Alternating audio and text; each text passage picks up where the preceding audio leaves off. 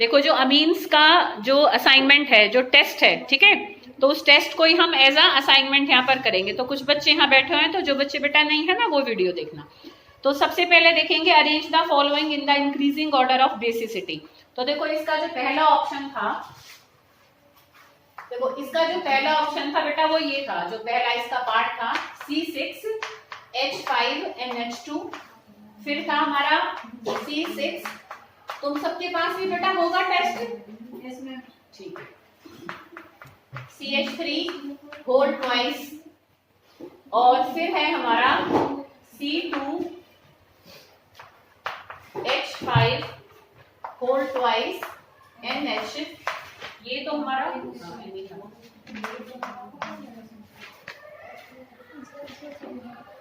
एक हमारा ये हो जाएगा, और एक हमारा है ये, 5 है इसमें, है ना, जो पहला पार्ट है। देखो बच्चों ये हमारा, इसमें यहां से दिख रहा है क्या, एक मिनट में देख लो।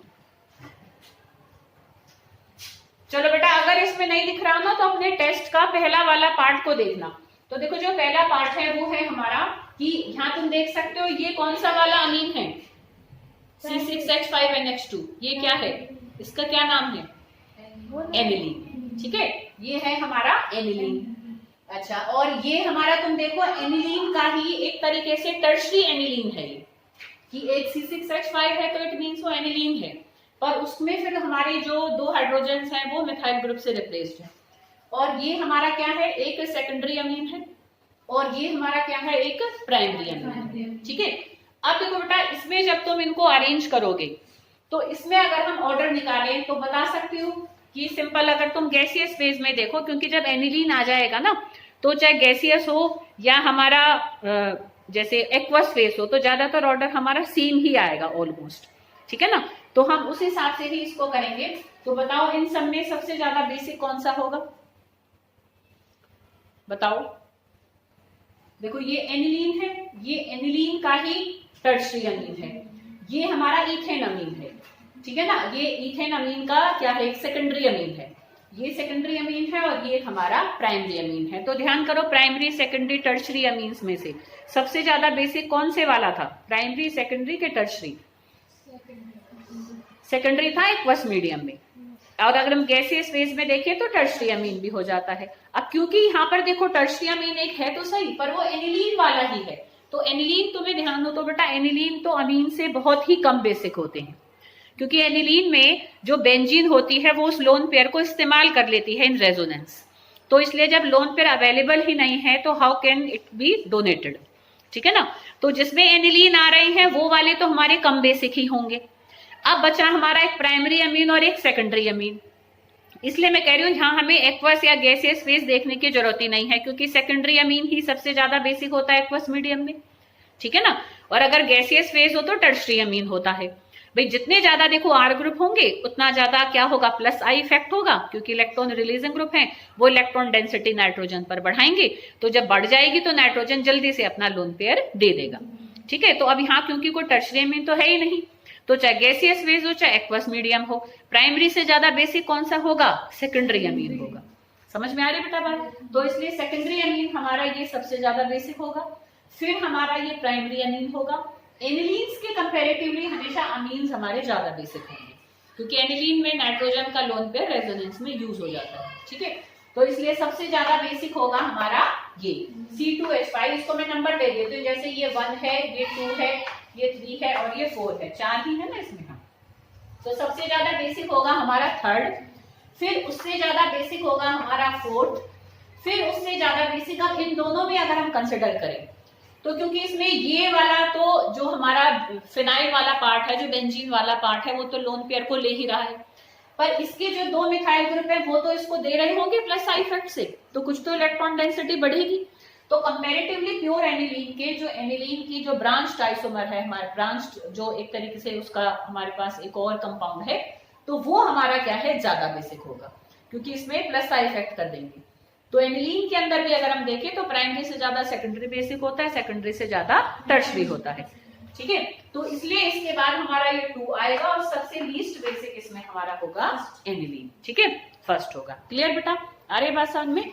तो इस तरीके से करेंगे, एक मिनट, ये बेटा इस टेबल को जरा आगे खींचना, जल्दी करो, इतना वीडियो का टाइम जा रहा है। मैं इसको आगे करूँ, थोड़ा ये ज़्यादा दूर हो रहा है। कितने टाइम की बन गई? भी तो 5 मिनट की। नहीं मैं बंद करूँ, कोई बात नहीं।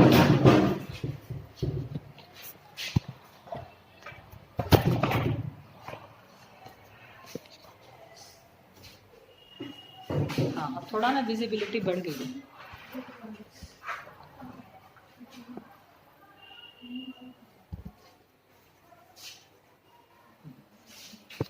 डस्टर, हाँ तो ये बेटा हमने फर्स्ट वाला इसका पार्ट करा। सेकंड देखो, सेकंड है हमारा इसका जो बी है, कहाँ गया टेस्ट कराना बेटा, यही है ना। हाँ देखो दूसरे में भी तुम ध्यान से देखो तो पहला हमारा एनिलीन है, ठीक है, C6H5NH2। मैंने देखा कि पेपर में एनिलीन कंटेनिंग वाले बहुत सारे आ रहे हैं ऑर्डर, ये सारे पेपर में ही अलग अलग बार में आए हुए लिखे हैं मैंने। तो ये पहला हमारा एनिलीन है, दूसरा तुम देखो वो भी एनिलीन का सेकेंडरी अमीन है, और तीसरा हमारा एनिलीन का टर्शरी अमीन है। तो इसमें सीधा सीधा कर लोगे, बताओ कौन सबसे ज्यादा बेसिक होगा? एक एनिलीन है प्राइमरी मतलब होगा वो तो हमारा है ना, एक एनिलीन का ही सेकेंडरी वाला पार्ट है और एक एनिलीन का ही टर्शरी वाला पार्ट है। तो कौन सा होगा इसमें सबसे ज्यादा बेसिक? टर्शरी वाला है ना। इसमें हमको एक्वस या गैसियस फेज नहीं देखेंगे, एनिलीन के केसेस में सिंपल रखना है तुम्हें। टर्शरी अमीन सबसे ज्यादा बेसिक, मतलब जो उसका थर्ड वाला है वो सबसे ज्यादा बेसिक होगा, फिर सेकंड वाला सेकेंडरी है और फर्स्ट वाला प्राइमरी ही है। तो पहले थर्ड, फिर सेकंड, फिर फर्स्ट, जो बी में 3 लिखे हुए हैं उनका ये ऑर्डर होगा। ठीक है बेटा, क्लियर। नेक्स्ट देखो, नेक्स्ट में देखो नाम से है तो वहां स्ट्रक्चर गिवन नहीं है तो ऐसे भी आ जाते हैं। तो पहला एनिलीन है, तो हम एनिलीन को ऐसे खोल कर बना लेते हैं। अब ये कह रहा है पैरा नाइट्रो एनिलीन। एक है हमारा कि पैरा पोजीशन पर NH2 की पैरा पोजीशन पर NO2 ग्रुप लगा हुआ है, और एक है पैरा टोलिडीन। टोलिडीन क्या होता है पता है बेटा किसी को? टोलिडीन का स्ट्रक्चर ये कन्वर्जेंस में था, तेरा पोजीशन पर मिथाइल ग्रुप आ जाएगा, ठीक है, क्योंकि वो टोलवीन होता है। तो टोलवीन और एनिलीन को मिलाकर हम टोलिडीन कह देते हैं, ठीक है। तो इसकी पैरा पोजीशन पर मिथाइल ग्रुप आ जाएगा। अब देखो बेटा ध्यान से, ये एनिलीन है, ये एनिलीन में एक ग्रुप है NO2। NO2 कैसा होता है? इलेक्ट्रॉन विड्रॉइंग के इलेक्ट्रॉन रिलीजिंग। NO2 बताओ, कई बार पहले भी आ चुका है। NO2 इलेक्ट्रॉन विड्रॉइंग ग्रुप होता है, इलेक्ट्रॉन रिलीजिंग ग्रुप होता है? जल्दी बताओ। देखो कितनी बार आ चुका है, तो ऐसे मत करो। अच्छा सोच के देखो, तुम्हें तरीका भी बता रखा है, अगर ना बताओ तो कैसे निकाल सकते हो। NO2 इलेक्ट्रॉन विड्रॉइंग होगा, इलेक्ट्रॉन रिलीजिंग होगा? रिलीजिंग होगा। कैसे कैसे होगा, कैसे बताया था? देखो बेटा तरीका कि कैसे निकाल सकते हो। ये NO2 को देखो, इसमें नाइट्रोजन रिंग से अटैच्ड है। अब नाइट्रोजन को अपने NO2 ग्रुप में उससे इलेक्ट्रॉन लिए जा रहे हैं कि इसको मिल रहे हैं? बताना जरा। ठीक है, nitrogen, oxygen, fluorine, hydrogen, carbon, इन पांचों की इलेक्ट्रोनेगेटिविटी का ट्रेंड अगर तुम्हें पता है तो तुम किसी भी ग्रुप को डिसाइड कर सकते हो कि भाई वो इलेक्ट्रॉन रिलीजिंग है कि इलेक्ट्रॉन विड्रॉइंग है। भाई ऑक्सीजन तो नाइट्रोजन से ले रहा है ना, तो इससे कोई ले रहा है तो इस पर नेट पॉजिटिव चार्ज रहेगा, तो ये लेगा फिर ये रिंग से। ठीक है बेटा, तो ये कैसा है? इलेक्ट्रॉन विड्रॉइंग ग्रुप है। और CH3, जितने भी एल्काइल ग्रुप्स हैं, all alkyl groups are always electron releasing in nature. ठीक है बेटा, तो अब यहाँ पर ये तो दे रहा है रिंग को इलेक्ट्रॉन डेंसिटी, पर ये रिंग से खींच रहा है, तो बताओ ये ज्यादा बेसिक होगा कि ये ज्यादा बेसिक होगा? कौन से वाला? मिथाइल वाला, है ना। क्योंकि देखो कभी भी बेसिक करेक्टर ना इलेक्ट्रॉन रिलीजिंग ग्रुप बढ़ाते हैं और acidic character electron withdrawing group बढ़ाते हैं। क्योंकि बेसिक के केस में क्या है, इलेक्ट्रॉन डेंसिटी ज्यादा होगी तो फिर वो जल्दी से अपना इलेक्ट्रॉन पेयर दे देगा, है ना। और एसिडिक करेक्टर में तो क्या होता है, एक तरीके से भाई उसको भाई किसी पॉजिटिव चीज को लेना है तो कोई मतलब जितना कोई उससे इलेक्ट्रॉन डेंसिटी खींचता चला जाएगा, ठीक है ना, तो उतना ही उसका H पॉजिटिव रिलीज करने की टेंडेंसी बढ़ती चली जाती है। जब हमने फिनॉल का डिस्कस किया था तब बताया था कि इलेक्ट्रॉन विड्रॉइंग ग्रुप तो एसिडिक कैरेक्टर को बढ़ाते हैं और electron releasing group basic character को बढ़ाते हैं।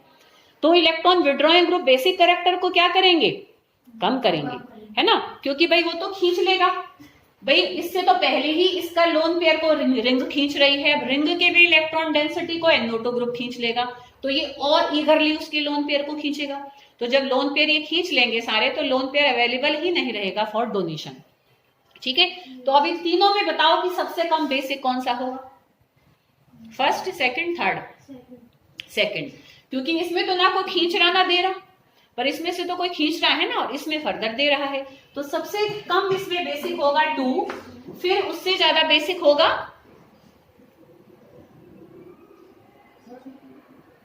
फर्स्ट, और सबसे हमारा उल्टा लिख दी, उल्टा कर दी, सॉरी, सेकंड हमारा सबसे कम बेसिक होगा, फिर फर्स्ट होगा, और सबसे ज्यादा बेसिक होगा इसमें हमारा थर्ड। समझ में आ गई सबको बात?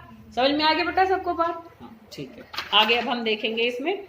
तो ये हमारा हुआ है इसका C। अब हम D को देखेंगे। तो D में तुम देख सकते हो कि मैंने यहाँ थोड़ा ये भी मेंशन करा हुआ है कि तुम्हें एक्वस मीडियम का ऑर्डर बनाना है। एक्वस मीडियम में बेटा ध्यान रखो, रीजंस को भी पढ़ लेना, क्योंकि कई बार रीजन पे भी क्वेश्चन आ जाते हैं। तो रीजन में जहां मैंने 2 पॉइंट करके लिखे हुए हैं, तो तुम खाली उन हेडिंग को डालकर भी अपने एक्सप्लेनेशन दे सकते हो, अगर तुम डिटेल ना लिख सको तो, पर वो हेडिंग्स मेन पॉइंट्स को जरूर याद रखना। ठीक है, तो एक्वस मीडियम में ध्यान रखना सेकेंडरी अमीन सबसे ज्यादा बेसिक होते हैं। ठीक है, फिर उसके बाद हमारे टर्शरी अमीन होते हैं और फिर प्राइमरी होते हैं, ज्यादातर ये होता है। But for methyl amines, methyl amine में ऑर्डर खाली अगर मिथाइल अमीन हो, मतलब जो R ग्रुप है हमारा अमीन्स का, अगर वो मिथाइल है, तो मिथाइल अमीन में भी सेकेंडरी अमीन तो सबसे ज्यादा बेसिक होता है, पर उसके बाद फिर प्राइमरी अमीन होते हैं और फिर टर्शरी होते हैं, क्योंकि वहां पर मिथाइल ग्रुप जो R है वो सबसे छोटा R ग्रुप है, तो वो इतना इंडक्टिव इफेक्ट नहीं करता जितनी स्ट्रॉन्ग वो हाइड्रोजन बॉन्डिंग्स बनाता है। तो इसलिए वहां पर प्राइमरी अमीन ज्यादा बेसिक होगा, फिर टर्शरी होगा, बट आफ्टर सेकेंडरी। मतलब सेकेंडरी अमीन्स तो ज्यादा बेसिक होंगे ही होंगे अगर हम एक्वस मीडियम को कंसिडर कर रहे हैं, और अगर गैसियस फेज है तो हमेशा टर्शरी अमीन सबसे ज्यादा बेसिक होंगे, फिर सेकेंडरी होंगे, फिर प्राइमरी होंगे। ठीक है, तो इस बात का ध्यान रखना है। तो क्योंकि बेसिक नेचर ऑफ अमीन्स में एक ना एक क्वेश्चन को जरूर आ जाता है, तो इसलिए इसकी तुम्हें अच्छे से क्लियर होना चाहिए, इसलिए मैंने 5 अलग अलग ऑर्डर दे दिए हैं। तो अब दूसरा, अगर हम इसका D पार्ट देखेंगे तो ये सिंपल है, इसलिए मैं जरा यहाँ जा ही नहीं रही हूँ। देखो बच्चे, तुम यहाँ से भी देख सकते हो कि इसमें अगर हम देखें तो ये इथाइल अमीन्स हैं सारे।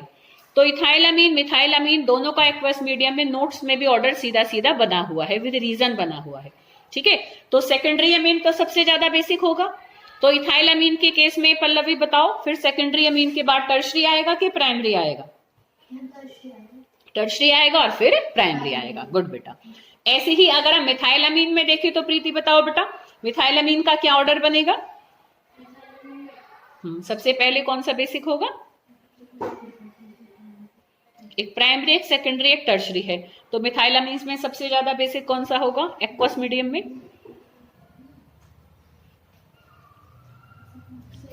सेकेंडरी। ठीक है, ध्यान रखो, ऐसे कॉन्फिडेंट रहो।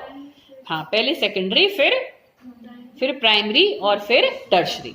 ठीक है, सेकेंडरी तो होगे ही होंगे बेसिक, अगर एक्वस मीडियम उसने मेंशन कर दिया है। पर पेपर में थोड़ा ध्यान भी रख सकते हो, वीडियो में मैंने ये बात बोल भी रखी है कि ऑप्शनल अगर क्वेश्चंस आते हैं तो कई बार वो मीडियम मेंशन नहीं करते हैं। तो अगर उसमें प्राइमरी भी दे रखा है, सेकेंडरी भी है, टर्शरी भी है, तो तुम किसको मोस्ट बेसिक निकालोगे? ठीक है, तो जनरली वो वाले क्वेश्चंस तुम्हारे एक्वस फेज से ही होते हैं। अगर वो मीडियम मेंशन नहीं कर रहा है, मीडियम मेंशन करके क्वेश्चन पूछ रहा है, फिर तो तुम क्लियर हो। अगर गैसियस फेज है तो टर्शरी है, और अगर एक्वस मीडियम है तो सेकेंडरी है। बट अगर मीडियम ही मेंशन्ड नहीं है तो ज्यादा अच्छा, सबसे बेस्ट तरीका तो अटेम्प्ट करने का ये होता है कि तुम पहले गैसियस ऐसे लिखो कि जो भी उसका टर्शरी अमीन है उसको लिख के most basic in gaseous phase तुम मेंशन करो, मीडियम वो नहीं दे रहा तो फिर दूसरा भी ऑप्शन लिख दो कि सेकेंडरी अमीन को भी लो कि secondary amine it is most basic in aqueous medium. तुम कंप्लीट अपना आंसर दो फिर। ठीक है, वो ज्यादा अच्छा इंप्रेशन जाएगा कि तुम्हें नॉलेज है उस चीज की। पर क्योंकि उसमें टीचर्स ऐसे भी कई चेक करने वाले होते हैं, उनको पता ही नहीं होता है एक्वस मीडियम का, क्योंकि मैंने खुद अपने साथ वाले को चेक करते देखा है एक ऐसे टीचर को। तो इसलिए तुम पहला एक प्रोबेबल आंसर लिखो, पहले तुम गैसियस फेज वाला ही आंसर लिखना, क्योंकि वो उसको देखकर पहले नंबर दे देगा, फिर वो आगे पढ़े ना पढ़े वो उसके अपने मन है। ठीक है बेटा, अरे बात समझ में। तो चलो अब हम नेक्स्ट देखेंगे। ये हमारा पहला क्वेश्चन हुआ, right A short note on, तो ये तो कर लोगे, ये सीधे सीधे सारे नेम रिएक्शंस हैं। ठीक है, सारे ही इंपॉर्टेंट हैं, सारे ये बोर्ड में आए हुए हैं। कपलिंग रिएक्शन, डाइजोटाइजेशन, ठीक है, और ये जो तुम्हारा हॉफमैन डिग्रेडेशन, ये तीनों ज्यादा बार आए हुए हैं, तो इसलिए इनको एकदम अच्छे से क्लियर याद रखना है। नेक्स्ट देखो, how will you prepare amines from the following. तो तुम देखो प्रिपरेशन जो जहां पर अमीन्स की कराई है, तो वहां पर बेटा एक अमाइड से भी प्रिपेयर कर रखा है मैंने, देखना जहां रिडक्शन वाले पार्ट हैं। एक फर्स्ट तो है हॉफमैन अमोनोलाइसिस मेथड, दूसरा है बाय रिडक्शन। तो उन रिडक्शन में पहले तो हमने रिड्यूसिंग एजेंट्स को यूज किया हुआ है, ठीक है ना, तो उसमें ही फिर साइनाइड्स की रिडक्शन भी करा रखी, आइसोसाइनाइड से हमारे सेकेंडरी अमीन्स बनते हैं। फिर उसके बाद है रिडक्शन ऑफ अमाइड करके एक है, ठीक है, तो अमाइड की रिडक्शन से हम क्या बना लेते हैं, यहाँ प्राइमरी अमाइड है, तो प्राइमरी अमाइड की रिडक्शन से प्राइमरी अमीन बनता है, सेकेंडरी अमाइड की रिडक्शन से सेकेंडरी अमीन बनता है, टर्शरी अमाइड की रिडक्शन से टर्शरी अमीन बनता है। तो यहाँ प्राइमरी का पूछा है तो प्राइमरी वाला लिख देना, ठीक है। सेकेंड है इसमें RX, हेलो एल्केन से how can we prepare amines. ध्यान हो तो बेटा ये तुम्हें हेलो एल्केन में ही करा दिया था मैंने, कि हेलो एल्केन में 2 स्टेप आएंगे, कि पहले हम जब इसमें हम KCN डालेंगे, है ना, तो क्या होगा, न्यूक्लियोफिलिक सब्स्टिट्यूशन रिएक्शन होगा, X की जगह CN आ जाएगा। करो देखो बेटा, देखो ध्यान करो कि ऐसे RX में मैंने क्या डाला, KCN, तो जब हम इसमें KCN डालेंगे तो ये RCN प्लस KX बाहर निकल जाएगा। फिर ध्यान करो, ऐसे साइनाइड के मैंने तुम्हें 3 फर्दर पार्ट कराए थे वहां पर हेलो एल्केन्स के न्यूक्लियोफिलिक सब्स्टिट्यूशन रिएक्शन में, कि अगर हम इसकी पार्शियल हाइड्रोलाइसिस करते हैं तो अमाइड्स बनते हैं, कंप्लीट हाइड्रोलाइसिस करते हैं तो एसिड्स बनते हैं, और कंप्लीट रिडक्शन करते हैं तो अमीन्स बनते हैं। ठीक है, तो अगर मैं इसकी रिडक्शन कर दूं कि हाइड्रोजन गैस निकल की प्रेजेंस में पास करो, या लिथियम एल्यूमिनियम हाइड्राइड डाल दो, या सोडियम बोरोहाइड्राइड डाल दो, एनी रिड्यूसिंग एजेंट, ठीक है, या हाइड्रोजन कोई और कैटलिस्ट ले लो, प्लेटिनम की प्रेजेंस में पास कर दो, तो भाई यहाँ देखो ये ट्रिपल बॉन्ड होती है, तो ये दोनों पाई बॉन्ड हटेंगी, तो इनको जितने जितने हाइड्रोजन चाहिए ले लेंगे, 2 हाइड्रोजन ये ले लेगा, 2 हाइड्रोजन ये ले लेगा, तो हमें प्राइमरी अमीन मिल जाएगी। ठीक है, तो RCH2 NH2, तो ऐसे ये 2 स्टेप में हम इस रिएक्शन को करेंगे। ये ऐसे ध्यान रखो बेटा, ये जो छोटी छोटी कन्वर्जन्स हैं ये ऐसे अब तुम्हारे मतलब ऐसे एकदम टिप्स पर होनी चाहिए ऐसे। अब जब हम 4 यूनिट पूरी कर लेंगे, है ना, कि भाई हॉफमैन अमोनोलाइसिस से किससे करवा रहा है ये, नहीं पर ये हेलो एल्केन से करा रहा है ना, हाँ हेलो एल्केन बिल्कुल सही कह रही है, ये हॉफमैन अमोनोलाइसिस से भी कर सकते हैं, क्योंकि हॉफमैन अमोनोलाइसिस में भी हम हेलो एल्केन से ही तो अमीन्स बनाते हैं। बिल्कुल, वेरी गुड बेटा, है ना, क्योंकि कई बार एक जगह पहुंचने के हमारे कई रास्ते होते हैं। ठीक है, तो ये भी सही है, तुम्हारा भी एकदम सही है। उल्टा मैं बताऊं, मुस्कान का ज्यादा बेटर है, क्योंकि मुस्कान वाला जो है वो एक ही स्टेप रिएक्शन है, क्योंकि वो तो सीधा रिएक्शन है। ठीक है, पर ये हमारा 2 स्टेप का है, तो ज्यादा बेटर उल्टा उसका आंसर है। ठीक है ना, तो तुम मुस्कान वाला और करना चाहो, इनकेस तुम्हें वो याद ना हो, तुम्हें ये याद है तो गलत तो ये भी नहीं है, तो ऐसे केस में तुम दूसरा रास्ता भी पकड़ सकते हो। ठीक है बेटा, नेक्स्ट देखो, अब देखो हमारा अगला है, अगला साइनाइड से ही है, तो ये हमने साइनाइड से ही तो किया अभी, तो साइनाइड की रिडक्शन कर देंगे तो हमें क्या मिल जाएंगे, अमीन्स मिल जाएंगे। ठीक है बेटा, नेक्स्ट देखो, arrange the following in increasing order of boiling point. तो बॉइलिंग पॉइंट अगर हम देखें तो इनमें हाइड्रोजन बॉन्ड्स बन जाती हैं, पर हाइड्रोजन बॉन्ड ध्यान से देखो तो टर्शरी अमीन नहीं बना सकता, क्योंकि टर्शरी अमीन में नाइट्रोजन के साथ अटैच्ड डायरेक्ट हाइड्रोजन है ही नहीं, तो इसलिए टर्शरी अमीन्स का बॉइलिंग पॉइंट कम होता है। कंडीशन क्या होनी चाहिए, पर तीनों में same number of carbon atom हो।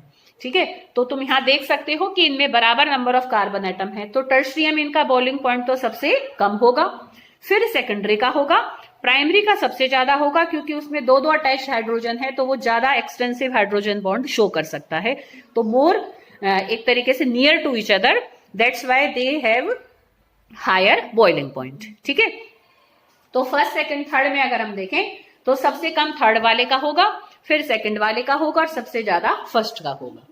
क्लियर, नेक्स्ट देखते हैं, कंप्लीट द फॉलोइंग रिएक्शंस। अब बताओ, जो जो तुम कर सकते हो तुम कर लो ना, और जहां अटक रहे हो वो मुझे बताना। बताओ, पहला कर लोगे, पहले में बताओ क्या बनेगा, डाइजोनियम साल्ट में पानी डलने से क्या हो जाता है? फिनॉल बन जाता है। वेरी गुड बेटा। ठीक है, प्राइमरी, ये देखो डाइजोनियम साल्ट की कुछ जनरल याद रखो। डाइजोनियम साल्ट हमारा फिनॉल में कन्वर्ट हो जाता है जब हम उसमें पानी डालते हैं। डाइजोनियम, और भी इसमें चलो अभी देखते हैं, इसमें जो अगर कोई छूटेगा तो मैं बाद में एक बार उसको लूंगी। ऐसे ही देखो दूसरा भी डाइजोनियम साल्ट का है, इसमें हमने CuBr HBr, ये तुमने हेलो एल्केन्स में भी किया है, तो क्या बनेगा यहां पर? बताओ क्या बनेगा? ब्रोमोबेंजीन। ये हमारा कौन सा रिएक्शन है? सेंडमेयर के गेटरमैन? सेंडमेयर। अगर खाली कॉपर होता ना बेटा तो गेटरमैन होता, कॉपर का साल्ट है तो इसलिए ये हमारा सेंडमेयर रिएक्शन है। ठीक है, नेक्स्ट देखो बेटा, एनिलीन में हमने सोडियम नाइट्राइड डाला, HCl डाला, टेम्परेचर लो रखा, कौन सा रिएक्शन है? ये एक इंपॉर्टेंट नेम रिएक्शन भी है। क्या बनेगा यहां पर? बनेगा तो डाइजोनियम साल्ट। शाबाश बेटा। तो जब डाइजोनियम साल्ट बनता है तो उस रिएक्शन को क्या कहते हैं? डाइजोटाइजेशन। ठीक है, तो ये डाइजोटाइजेशन होगा। देखो बेटा यहाँ पर HNO2 भी लिख सकता था वो, पर HNO2 नाइट्रस एसिड में इतनी स्टेबल नहीं होती है। तो नाइट्रस एसिड जब हमें किसी रिएक्शन में डालनी होती है ना, तो हम सोडियम नाइट्राइट और HCl डाल देते हैं, तो तुरंत बनती है वहीं की वहीं नाइट्रस एसिड, और लो टेम्परेचर की रिक्वायरमेंट होती है। ध्यान हो तो वीडियो में मैंने समझा रखा है, डाइजोनियम साल्ट हमेशा लो टेम्परेचर पर ही बनते हैं। टेम्परेचर हल्का सा हाई कराने की वो सीधा फिनॉल में चेंज हो जाएगा। तो टेम्परेचर रेंज हमें यहाँ जरूर लिखनी है, 0 to 5 डिग्री सेंटीग्रेड या 273 to 278 डिग्री सेंटीग्रेड। ठीक है बेटा, सॉरी केल्विन, अगर वो लिखेंगे तो केल्विन है ना, सेंटीग्रेड लिखेंगे तो 0 to 5 डिग्री सेंटीग्रेड। तो ये हमारा थर्ड है जिसमें डाइजोटाइजेशन हो जाएगी। अच्छा अगला बताओ कौन सा होगा? अगला बता सकती हो कि क्या बनेगा है? देखो देखो, वेरी गुड बेटा, बेंजीन पर, एनिलीन पर 3 Br ग्रुप आ जाएंगे। देखो बेटा कि ये हमारा एनिलीन होता है, तो ध्यान करो कि जो हमारे न्यूक्लियोफिलिक सब्स्टिट्यूशन रिएक्शंस होते हैं बेंजीन वाले 5 होते हैं, है ना? Halogenation, nitration, sulphonation, Friedel craft alkylation, Friedel Crafts acylation. तो फ्रीडल क्राफ्ट वाले ये शो ही नहीं करते, है ना, क्योंकि उसमें जो हम अनहाइड्रस Cl डालते हैं वो लविस एसिड होता है, और ये खुद एनिलीन लविस बेस होता है। तो ये दोनों ही आपस में कैटलिस्ट और मेन रिएक्टेंट रिएक्ट कर जाएगा। जो हम यहाँ साथ में फ्रीडल क्राफ्ट एल्काइलेशन के लिए CH3Cl डालेंगे वो इस पर रिएक्ट ही नहीं कर पाएगा, क्योंकि ये पहले उससे रिएक्ट करके साल्ट बना लेगा, तो रिएक्शन होगा ही नहीं। तो जिनमें भी अनहाइड्रस Cl हम इस्तेमाल करते हैं तो फ्रीडल क्राफ्ट वाले रिएक्शन नहीं होंगे। हम हेलोजिनेशन में भी अनहाइड्रस Cl इस्तेमाल करते हैं, पर यहाँ हम नहीं करेंगे, क्योंकि उसके बिना भी बन रहा है तो हम क्यों करें, क्योंकि उसको डालते तो होगा ही नहीं रिएक्शन, तो इसलिए हम ये नहीं डालते। यहाँ पर हम एसिटिक एसिड डालते हैं, CH3COH डालते हैं। पर क्योंकि जो NH2 ग्रुप है ये हाईली इलेक्ट्रॉन रिलीजिंग ग्रुप होता है, रिंगों को बहुत ज्यादा एक्टिवेट कर देता है towards the nucleophilic electrophilic addition substitution reaction, तो बहुत ज्यादा एक्टिवेट कर देता है। तो जैसे हम कोई इलेक्ट्रोफाइल डालेंगे, जैसे हमने Br2 डाला, ठीक है, तो सारी ऑर्थो और पैरा पोजीशन पर Br आकर लग जाएगा। तो इसलिए हमारे पास 2,4,6 ट्राई ब्रोमो एनिलीन हमें मिलेगा। कोई बच्चा मुझे बता सकता है कि अगर हमें यहाँ मोनो सब्स्टिट्यूटेड प्रोडक्ट बनाना है तो हम यहाँ क्या काम करते हैं? वो मैंने अच्छे से समझा रखा है खुद उसमें। प्रोटेक्शन, वेरी गुड बेटा। हम क्या करते हैं? प्रोटेक्शन करते हैं। प्रोटेक्शन कैसे करते हैं? ध्यान है ऐसे बेटा, इन चीजों को पकड़ के रखना पड़ेगा तुम्हें, तभी एकदम से चीजें काबू में रहेंगी। पहले एक अनहाइड्राइड डालते हैं, ठीक है, तुम्हारा वहां है थोड़ा सा दिमाग, मतलब ध्यान है तुम्हें। देखो इसमें हम क्या करते हैं बेटा, पहले हम इसकी प्रोटेक्शन करते हैं। प्रोटेक्शन में हम इस NH2 ग्रुप की एक्टिविटी को कम करते हैं ताकि वो कम थोड़ा सा रिंग को एक्टिवेट करे, तो फिर हमें मोनो सब्स्टिट्यूटेड प्रोडक्ट मिलेंगे, ऑर्थो ब्रोमो वाला मिलेगा, पैरा ब्रोमो वाला अलग मिलेगा। हम पहले इसकी एसिटाइलेशन कराते हैं। एसिटाइलेशन कैसे कि देखो ध्यान करो, दो उसके रिएक्शन एल्काइलेशन और एसिटाइलेशन अलग करके अमीन्स के केमिकल रिएक्शन में ही है। एसिटाइलेशन हम अनहाइड्राइड की हेल्प से भी करा सकते हैं, एसिड क्लोराइड की हेल्प से भी करा सकते हैं। तो जब हम इसके अंदर क्या डालते हैं, कोई अनहाइड्राइड डालेंगे तो यहाँ पर हमारा NHCOCH3 बन जाएगा, एसिटेनिलाइट कहते हैं हम उसको, ठीक है। क्या बन जाएगा? ऊपर NHCOCH3 ग्रुप आ जाएगा जब हम इसमें एक एसिड क्लोराइड या एसिड अनहाइड्राइड डालेंगे। तो वो जो NHCOCH3 ग्रुप है वो रिंग को ज्यादा एक्टिवेट नहीं करता। तो अब हम ब्रोमिनेशन करा देंगे एसिटिक एसिड की प्रेजेंस में, तो हमारा ऑर्थो ब्रोमो एसिटेनिलाइट मिलेगा, पैरा ब्रोमो एसिटेनिलाइट मिलेगा, पर हमें तो एनिलीन चाहिए। तो पर जब हमारे पास ऑर्थो और पैरा पोजीशन पर आ चुका होगा, फिर हम उसकी हाइड्रोलाइसिस करा देंगे। तो हाइड्रोलाइसिस से वो NHCOCH3 ग्रुप दोबारा से NH2 में बदल जाएगा। ठीक है, तो इस तरीके से हमें 3 स्टेप में जाकर ऑर्थो ब्रोमो एनिलीन और पैरा ब्रोमो एनिलीन मिल जाएगा। तो एसिटाइलेशन कराकर NH2 ग्रुप की एक्टिविटी को कम करना ही प्रोटेक्शन कहलाता है। ठीक है बेटा, तो हम पहले उसमें अनहाइड्राइड या एसिड क्लोराइड डालकर ग्रुप को प्रोटेक्ट करेंगे, हम ऑर्थो पैरा डेरिवेटिव्स बना लेंगे, फिर उसकी हाइड्रोलाइसिस करके उसको दोबारा से एनिलीन में चेंज कर लेते हैं। ठीक है, तो यहां मैं उसको नहीं डिस्कस कर रही हूँ, तुम दोबारा वीडियो भी देख सकते हो अगर कोई कंफ्यूजन हो, और नोट्स में भी हुआ पड़ा है, वहां से भी देख सकते हो। तो यहां पर बनेगा हमारा 2,4,6 ट्राइब्रोमो एनिलीन। अच्छा, ऐसे ही देखो, अब अगला वाला हमारा कौन सा होगा कि एनिलीन में CH3COCl डाला है, अभी अभी भी कुछ मैंने बताया, ये वो ही हो रहा है। हमने एनिलीन में एसिड क्लोराइड डाल दिया, तो क्या बनेगा? एसाइलेशन हो जाएगी। ठीक बात है, वेरी गुड बेटा, कि इसमें एक तरीके से प्रोटेक्शन वाला ही काम हो रहा है कि हम अगर एसिड क्लोराइड या एसिड अनहाइड्राइड डाल देते हैं ना बेटा, तो इसकी एसिटाइलेशन हो जाती है कि एक H हमारा COCH3 ग्रुप से रिप्लेस हो जाएगा और HCl बाहर निकल जाएगा। ठीक है, ये यहाँ वीडियो में नहीं दिखेगा, इधर बना देती हूँ। तो यहाँ पर हमारा जो एक H और Cl बाहर निकल जाएगा, COCH3 ग्रुप यहाँ जाएगा, तो NHCOCH3 एसिटेनिलाइट बन जाएगा। यही काम हम ड्यूरिंग प्रोटेक्शन करते हैं। पर हम खाली भी एसिटेनिलाइट हमें बनाना है तो हम इसी तरीके से एसिड क्लोराइड या एसिड अनहाइड्राइड डालकर बनाते हैं। ठीक है बेटा, दोनों से ही COCH3 ग्रुप आता है। जब एसिड क्लोराइड डालेंगे तो साइड प्रोडक्ट HCl निकलेगा, जब एसिड अनहाइड्राइड डालेंगे तो साइड प्रोडक्ट CH3COOH निकलेगा।